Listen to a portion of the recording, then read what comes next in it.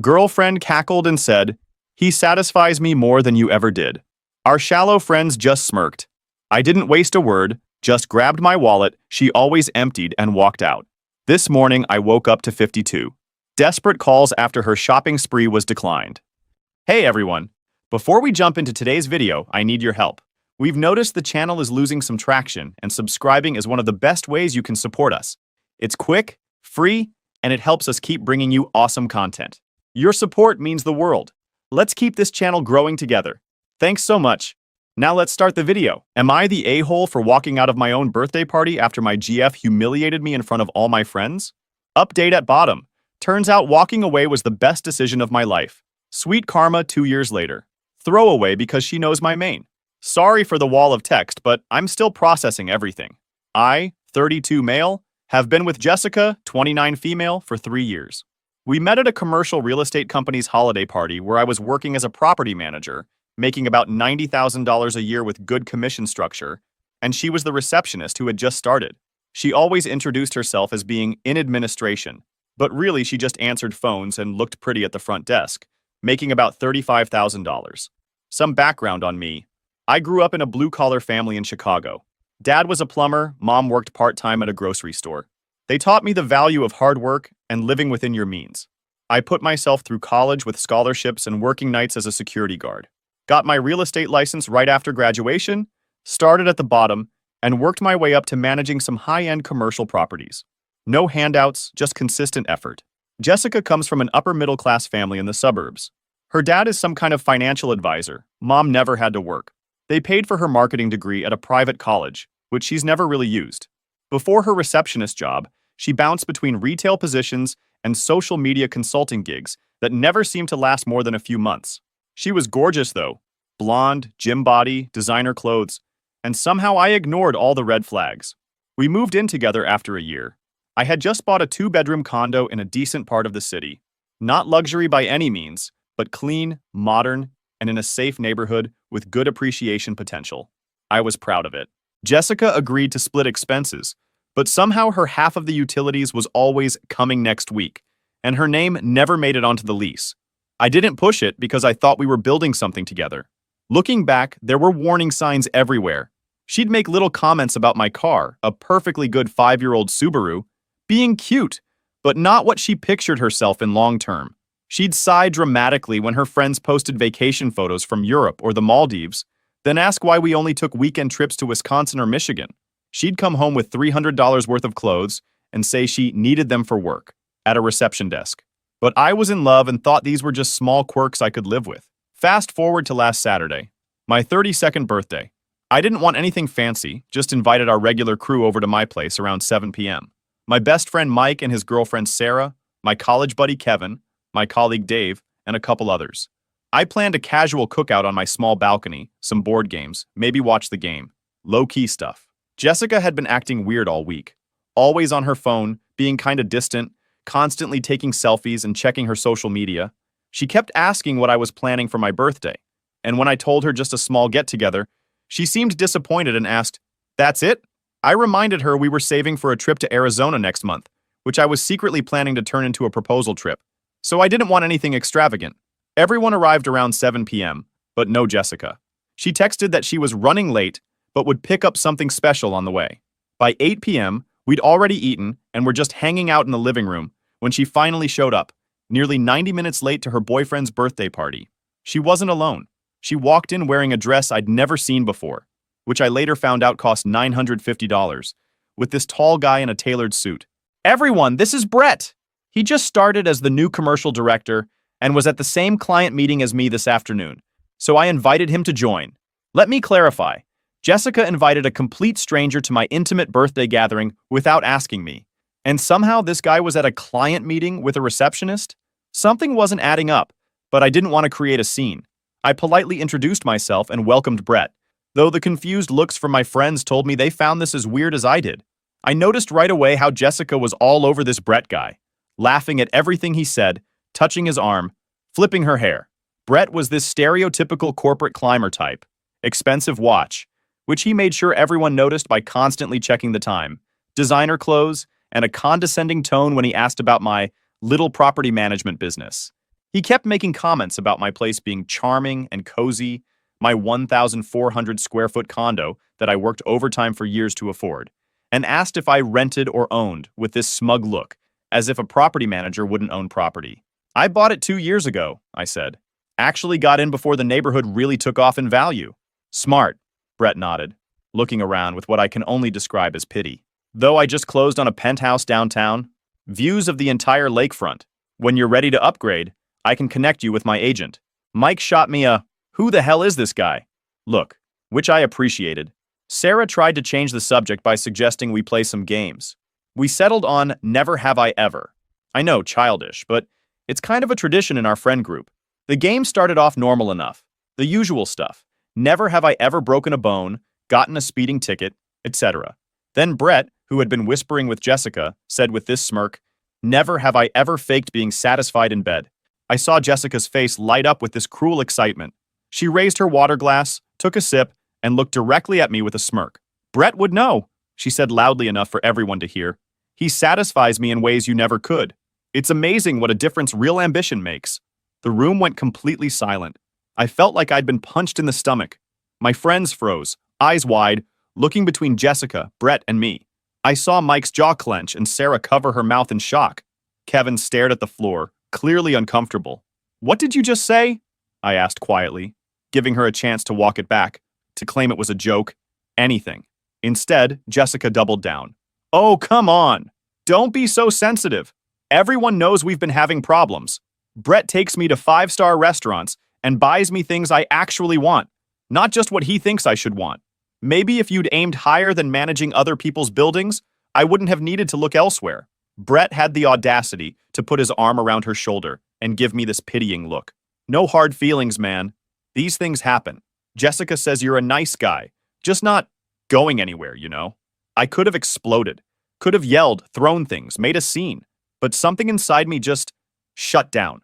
With perfect clarity, I saw my relationship for what it really was. I stood up calmly, grabbed my wallet and keys from the counter, and walked straight to the door. "Where are you going?" Jessica called after me, sounding more annoyed than concerned. "It's your birthday party." I didn't respond, didn't look back, just closed the door behind me and walked to my car. I drove to a hotel downtown, checked in, and turned off my phone. When I turned it on the next morning, I had 57 missed calls and over 30 text messages. 34 calls from Jessica, the rest from my friends. I wasn't ready to deal with any of it yet. So, Reddit, am I the a-hole for walking out of my own birthday party? Should I have confronted them instead? Edit 1. Thank you all for the support and advice. I'm reading everything and will try to respond to some comments. To clarify a few things people asked, yes, Jessica has access to my apartment. She has a key. No, she doesn't contribute to the mortgage, but she occasionally buys groceries and claims that's her contributing to household expenses. No, I didn't suspect she was cheating until this moment, though looking back there were signs I ignored. Edit 2. The aftermath. 4 days later. First, thank you to everyone who commented and sent messages of support. I never expected this post to get so much attention. The overwhelming consensus seems to be that I'm NTA, which is honestly a relief because I've been second-guessing myself. It's been 4 days since everything went down. I finally called Mike yesterday to find out what happened after I left, and what he told me makes my blood boil even more. After I walked out, Jessica apparently laughed and said, "Oh my God, he's so sensitive. Can't even take a joke." Brett stayed for another hour, with his arm around Jessica the whole time. My friends were too shocked to know what to do. Mike said he finally stood up and told them both to get the fuck out of my apartment. Jessica got all pissy about it, saying things like, "I practically live here," and "Who do you think pays for half the stuff in this place?" Total bullshit. She's never contributed a dime to my mortgage or furniture. According to Mike, Sarah finally lost it and told Jessica, "You don't deserve him. He's worked for everything he has while you just take and take." Jessica apparently threw a glass of water at her, narrowly missing and shattering against the wall. That's when Mike physically escorted them both out, threatening to call the police if they didn't leave. The next morning, Kevin went by and checked my place. Nothing was broken, but Jessica's car was still in the guest parking spot, meaning she'd likely come back and spent the night there with Brett. I checked my messages finally. Jessica's texts are a masterclass in manipulation. First batch, around midnight. "Why the fuck would you leave your own party? So immature. Brett thinks you're ridiculous. If you can't handle a joke, maybe you're not the man I thought you were." Second batch, around 2 a.m. Hello? Are you seriously ghosting me after 3 years together? Over a joke? You're embarrassing yourself. Third batch. Next morning. Baby, please talk to me. I don't know what I was thinking. Brett means nothing to me. I was just trying to make you jealous because you've been so distant lately working all those extra hours. Last batch, yesterday. I made a mistake. We all make mistakes. You're really going to throw away 3 years over one bad night? That's not the man I fell in love with. Call me. Notice how she starts with attacking me, then gets angry at being ignored, then pivots to begging, and finally tries to make me feel guilty for throwing away the relationship that she just publicly demolished. Classic narcissist playbook. I called my boss on Monday, made up a family emergency, and got a few days off. He was cool about it.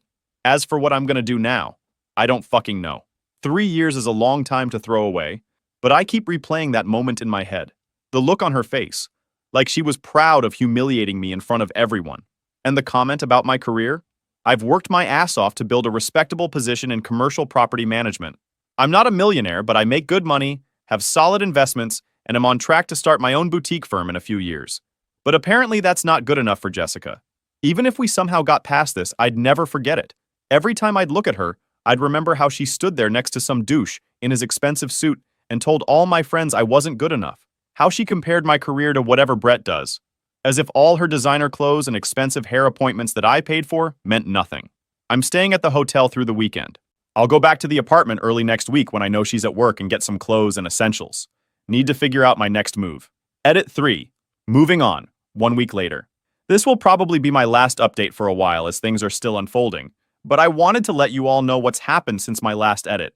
I went back to the apartment on Tuesday when I knew Jessica would be at work. Found a bunch of her stuff already gone.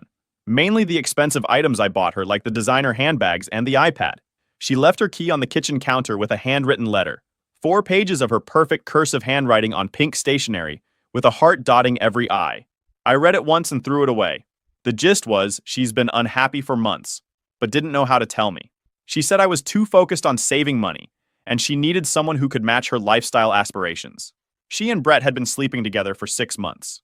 She claimed they tried to fight the attraction, but couldn't help themselves. The kicker? She wrote that she stayed with me because I was stable and reliable, while she figured out if Brett was serious about her. She was planning to break up with me after my birthday. The joke just accelerated the timeline. She's staying at Brett's downtown condo now. She's sorry for how it came out, but thinks, maybe this is for the best, because now I can find someone more on my level. The audacity of this woman is breathtaking. Someone more on my level? As if she's somehow above me when I've been bankrolling her lifestyle for years. I packed up all my important stuff. Clothes, documents, family photos, collector items, some personal stuff. Found out she'd been using my credit card for Uber rides to Brett's apartment for weeks. Over $600 worth. Called and canceled that card immediately. Called my landlord. I've got 7 months left on the lease, but explained the situation, and he's willing to let me break it for 1 month's rent since the building has a waiting list anyway. I can handle that. Got a short-term rental in a different neighborhood, month to month. It's smaller than my condo, but in a great location with a view of the park. Just need a place to regroup. Finally responded to my friends. Kevin's letting me crash at his place whenever I need company. Sarah sent a long message saying Jessica tried to add her on Instagram the next day, like nothing happened, and Sarah blocked her immediately. Mike offered to help me move, and even said some of his construction buddies would be happy to have a conversation with Brett. I declined that offer, though I appreciate the sentiment. I still haven't replied to Jessica. Not sure I ever will. The weird part? I don't feel as devastated as I thought I would. Mostly I feel relieved, like I dodged a bullet. Looking back on our relationship with clear eyes, I can see I was just an ATM to her. I paid for 90% of our dates. I bought her a MacBook for job applications that she only used for social media. I paid for her car repairs, her phone bill when she was a little short this month, her hair appointments that cost more than my car payment. And what did I get in return? Apparently sex that she was faking enjoyment of, constant criticism about my lack of ambition because I didn't want to go into debt buying status symbols, and now public humiliation. But I never cheated, never even considered it. You talk about problems when you're unhappy. You don't sleep with someone else for months, and then humiliate your partner in front of their friends. So that's where I am, taking it one day at a time. I'm meeting with a therapist tomorrow. Never done that before, but Mike's been seeing one since his divorce and says it helps. Thank you all for the support and advice. It's been genuinely helpful knowing I'm not overreacting, and that walking away was the right move. Major update, 1 year later. I didn't expect to be updating this post a year later, but after reading through it again recently, I thought some of you might be interested in what happened since that horrible birthday night. Buckle up, because karma doesn't always come quickly, but when it does, it's spectacular. The week after my original post, I met with a therapist. Wasn't as weird as I expected. We talked about relationship patterns I didn't notice while I was in it. How Jessica would make these little digs. Calling my job just property management when I talked about a promotion. Saying things like, "It's fine for now," when friends complimented my condo. Always comparing me to her friends' boyfriends who had fancier cars or vacations. How she'd call me controlling if I asked about suspicious texts, but then go through my phone while I was in the shower. How I'd been walking on eggshells for the past year, trying to please someone who was never going to be satisfied with what I could provide. The therapist asked what I wanted now. I didn't have an answer then, but I do now. I went back to work after that first week. My boss was understanding and even shared that he'd gone through something similar years ago when his wife left him for her personal trainer. We had a good talk, and he mentioned that our company was opening a new office in Denver to handle some major commercial developments there. They needed an experienced property manager to head up the operation. Better title, significant pay increase, and a fresh start in a new city. He put in a good word for me with the higher-ups. Meanwhile, Jessica kept trying to contact me. She showed up at Kevin's place at 1 a.m. looking for me, causing a scene so bad his neighbors threatened to call the police.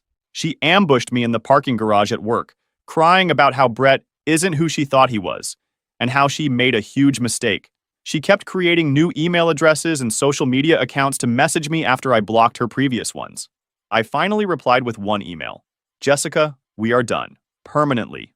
Your belongings that were left at my place have been packed and are with your mother. Do not contact me again through any medium. Any further attempts at communication will be documented and used to file a restraining order." Then blocked her again. Her mom called me a week later, saying Jessica was devastated and crying all the time. I reminded her that Jessica had been sleeping with Brett behind my back for 6 months and humiliated me in front of all my friends, so her tears meant nothing to me. Her mom got defensive and said, "Well, relationships are complicated, and everybody deserves a second chance." I disagreed and ended the call. Over dinner, Mike told me something interesting. Brett had reached out to him through LinkedIn, wanting to clear the air. According to Mike, Brett claimed that Jessica had told him I was verbally abusive and controlling, that I monitored her spending and wouldn't let her have male friends. She apparently told him we were basically broken up for months, and only living together because she was afraid of how I'd react if she left. Mike, being the good friend he is, told Brett the truth, that I paid for everything, never raised my voice at Jessica, and bent over backwards trying to make her happy. He showed Brett text messages from our group chats where Jessica would brag about how I'd pay for her shopping sprees or take on extra properties to afford trips she wanted. Brett apparently seemed shocked and said he needed to rethink some things. Turns out he wasn't completely aware of the situation he'd walked into. 2 weeks after my original post, I accepted the job in Denver. I negotiated a substantial salary increase, a relocation package, and brought my colleague Dave with me as my deputy. We both got apartments in the same building in downtown Denver with mountain views. A completely fresh start in a gorgeous city. Now, fast forward to about 9 months after moving to Denver. The new job was demanding but incredibly fulfilling. I was managing a portfolio of high-end commercial properties, including a new development that was getting national attention.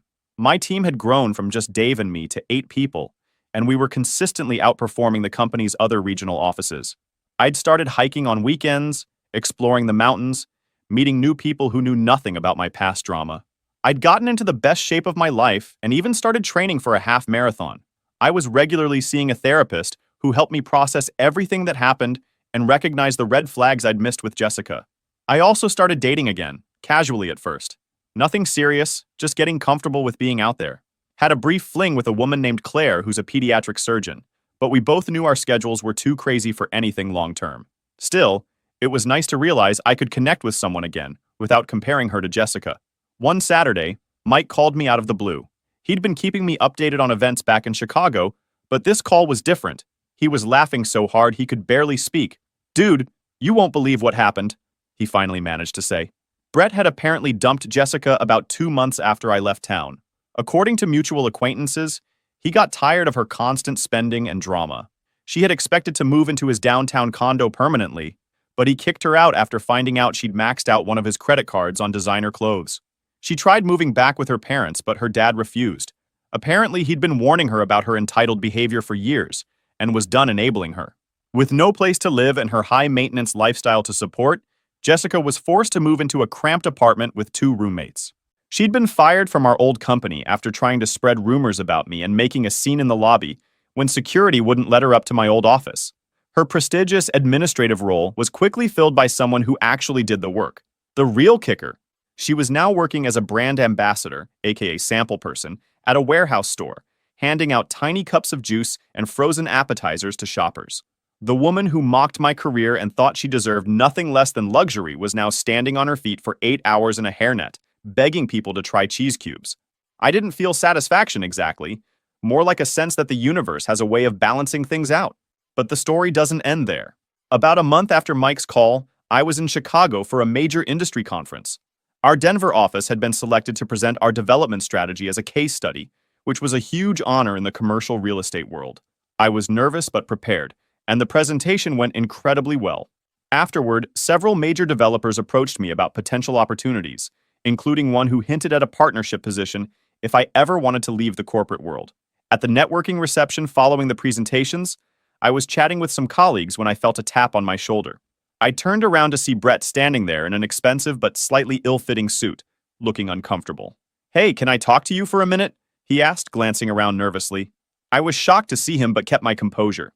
"Sure," I said, excusing myself from the group. Brett led me to a quieter corner of the reception hall. He looked different. The cocky smirk was gone, replaced with what seemed like genuine remorse. "I owe you an apology," he said, not quite meeting my eyes. "What happened that night? I didn't know the full story. Jessica told me you guys were basically over, that you were emotionally absent, that she was just staying until the lease ended. She made it sound like you knew she was seeing other people." I just nodded, letting him continue. "After your friend Mike set me straight about what really happened, I ended things with her. But by then, you were gone, and I didn't know how to reach you. When I saw your name on the conference program, I knew I had to say something." "I appreciate that," I said simply. He hesitated, then added, "There's something else you should know. Jessica's been trying to get a job at my company. She's been telling people we're still together and that I'm going to help her get hired. I've had to tell HR the truth to protect myself." I couldn't help but laugh. "Sounds like Jessica. She's not doing well," Brett said. "Lost her apartment last month. Been staying on friends' couches from what I hear. Keep getting calls from debt collectors looking for her." He handed me a business card. "If she tries to contact you or causes any problems, let me know. I'll back you up." As we parted ways, I felt a strange sense of closure. Brett had been a jerk that night, but he was also Jessica's victim in a way, manipulated by the same woman who had manipulated me for years. The real surprise came the next day. I was scheduled to meet with Robert Carpenter, the CEO of Westwood Development Group, one of the largest commercial real estate developers in the Midwest. They were looking to expand their operations in Colorado, and my presentation had caught his attention. We'd arranged to meet for breakfast at his hotel to discuss potential collaboration. When I arrived at the restaurant, I spotted Robert at a table near the window. As I approached, I noticed he wasn't alone. Sitting across from him, wearing a blazer that was trying way too hard to look professional, was Jessica. My stomach dropped. She hadn't seen me yet, but Robert noticed me and waved me over. As I approached, Jessica turned, and the color drained from her face. "Ah, here he is," Robert said, standing to shake my hand. "The man of the hour. Jessica was just telling me how you two used to work together in Chicago." Jessica looked like she'd seen a ghost. Yes, we did," she stammered. Robert gestured for me to sit down. "Jessica's interviewing for our admin team. Says she has experience in commercial real estate administration." I could see Jessica silently pleading with me with her eyes. In that moment, I had a choice. I could expose her lies, tell Robert exactly who she was and what she'd done. Or I could take the high road. "We did work at the same company," I said carefully. "Though in different departments. I was in property management while Jessica worked at the front desk." Jessica visibly relaxed, clearly thinking I was going to play along with whatever fiction she'd created. But I wasn't finished. "In fact," I continued, looking directly at Robert, "I'm a bit surprised to see Jessica here. Last I heard, she was working as a product demonstrator at a warehouse store after being terminated from our previous employer for unprofessional conduct." Robert's eyebrows shot up. Jessica's face flushed crimson. "I see," Robert said, his tone shifting from friendly to professional. "Jessica, Would you excuse us? I need to speak with Mr. R, my last name, privately about our business matters. Jessica grabbed her purse and stood up. This is so unprofessional, she hissed at me. You're just bitter because I left you for someone better. Robert looked shocked at her outburst. That's enough, he said firmly. Please leave before I call security. Jessica stormed off, nearly knocking over a waiter in her haste to exit. Robert turned to me with an apologetic expression. I'm extremely sorry about that. She came highly recommended by a friend of my wife's, claimed to have extensive experience in property management administration. I shook my head. Don't worry about it. We all make hiring mistakes. He nodded gratefully, and we moved on to discussing business. By the end of breakfast, we'd outlined a partnership that would eventually lead to me heading up their entire Rocky Mountain regional development strategy with a compensation package that made my current salary look like pocket change. I returned to Denver the next day feeling strangely light. The last lingering threads connecting me to my past with Jessica had been cut. I threw myself into work, finalizing the details of my new position with Westwood Development Group, which I would start in 3 months. During those 3 months, I met Rachel. She was a landscape architect consulting on one of our properties. Smart, talented, grounded, with a quick wit and an infectious laugh. We started with coffee to discuss native plantings for a courtyard project, which turned into dinner to continue the conversation, which turned into a weekend hike that had nothing to do with work at all. Unlike Jessica, Rachel never asked about my salary or complained about my modest but well-maintained SUV. She paid for meals as often as I did, refused extravagant gifts, and seemed genuinely more interested in who I was than what I could provide. She had her own successful career, her own friends, her own life that she was inviting me into rather than expecting me to finance. 6 months into my new role at Westwood, Rachel and I were having dinner at my place when my phone buzzed with an email notification. I wouldn't normally check during dinner, but it was from Mike with the subject line, "Dude, check this out." It was a link to a GoFundMe page titled, "Help Jessica Get Back on Her Feet." The photo showed Jessica looking significantly less polished than I remembered, standing in front of what appeared to be a motel room. The description was a masterclass in creative fiction. After leaving an abusive relationship and being blacklisted in my industry by my ex's powerful connections, I've struggled to get back on my feet. Despite my extensive experience in commercial real estate administration, I've been unable to secure appropriate employment due to my ex's vindictive nature. I'm now facing eviction and need help covering first and last month's rent on a new apartment while I rebuild my career. Any help would be deeply appreciated during this difficult time. The goal was $5,000. So far, she'd raised $212 from 4 donors, most of whom appeared to be relatives. I showed Rachel, who was horrified. That's completely false. Shouldn't you do something about this? I considered it for a moment, then shook my head. Anyone who knows me knows that's not who I am. And anyone who doesn't know me, well, they don't matter. Let her have her fiction. Rachel looked at me with this expression I can't quite describe, part admiration, part something deeper. You're a good man, she said. Most people would want revenge. I smiled. Living well is the best revenge, and I am living very, very well. 2 months later, I proposed to Rachel during a sunrise hike in the mountains. Simple, private, meaningful, everything my relationship with Jessica wasn't. She said yes immediately. As we plan our wedding, small ceremony, close friends and family only, I sometimes think about that night 2 years ago when Jessica humiliated me in front of my friends. At the time, it felt like my world was ending. Now I realize it was the best thing that ever happened to me. It forced me to leave a relationship that was slowly draining me. It pushed me to take risks professionally that I might have avoided otherwise. It led me to Denver, to Westwood, to Rachel, to a life more authentic and fulfilling than anything I had before. Sometimes the most painful moments are just redirections to where we're supposed to be. Last week, as Rachel and I were leaving a restaurant downtown, I spotted a familiar figure across the street. Jessica was standing outside an office building wearing a sandwich board, advertising a nearby store's going out of business sale. Our eyes met briefly. I saw recognition, then shame, then anger flash across her face. I simply nodded politely and kept walking, Rachel's hand in mine. Was that? Rachel asked. Ancient history, I replied. And for the first time, it truly was. Final update, 2 years later. A colleague just showed me this post that somehow got archived. Reading it now, after everything that's happened, feels like looking at a different life. So much has changed that I felt I should provide one final update for anyone who might stumble across this story. Rachel and I have been married for just over a year now. We bought a beautiful house in the foothills, with enough land for her to experiment with landscape designs and for me to build the workshop I've always wanted. We're expecting our first child in about 3 months, a girl. We're thinking of naming her Claire, after Rachel's grandmother. Professionally, things couldn't be better. The partnership with Westwood evolved into something bigger than any of us expected. Last year, Robert offered me the opportunity to lead a new venture, a boutique development firm focused on sustainable commercial spaces, with Westwood as the primary investor. I'm now essentially running my own company with the backing of an industry giant. The stress is immense, but so is the satisfaction. As for Jessica, I heard through the grapevine that she finally got her life somewhat together. She's working as an assistant manager at a retail chain and dating some middle-aged divorcee who owns a couple of franchises. Not the glamorous life she always thought she deserved, but stable at least. I genuinely hope she's found some peace. Brett, surprisingly, reached out to me about 6 months ago. He's now working for a commercial construction company that was bidding on one of our projects. We met for coffee and he apologized again for his role in everything. Said it was the wake-up call he needed about the kind of people he was associating with. We're not friends, but we can work together professionally. People can grow. Mike and Sarah got married last summer.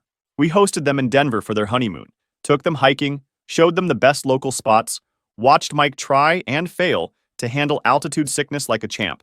They're talking about moving out here too. The Denver office needs a good construction manager, and Mike fits the bill perfectly. Last month, I ran into Jessica's mom at the Chicago airport during a layover. I was flying back from a meeting. She was seeing off a relative. She approached me cautiously, as if expecting me to ignore her. "You look well," she said. "Thank you," I replied. "I am." She hesitated, then added, "Jessica is doing better now. She's growing up finally. It took hitting rock bottom, but she's getting there." I nodded. "I'm glad to hear that." She looked at me for a long moment. "You know, I owe you an apology. When everything happened, I took her side automatically. Mother's instinct, I guess. But later, when I saw the whole picture, I should have raised her better. We all make mistakes," I said. "What matters is learning from them." As I walked away, I realized something important. I felt no anger, no resentment, not even satisfaction at how things turned out. Just peace. Complete and total peace. If you're in the middle of a similar storm right now, hold on to that thought. The pain isn't permanent. The anger isn't permanent. The humiliation isn't permanent. They're just weather patterns passing through your life. Keep moving forward, one step at a time, and eventually, you'll find your way to calmer skies. I did, and you will too.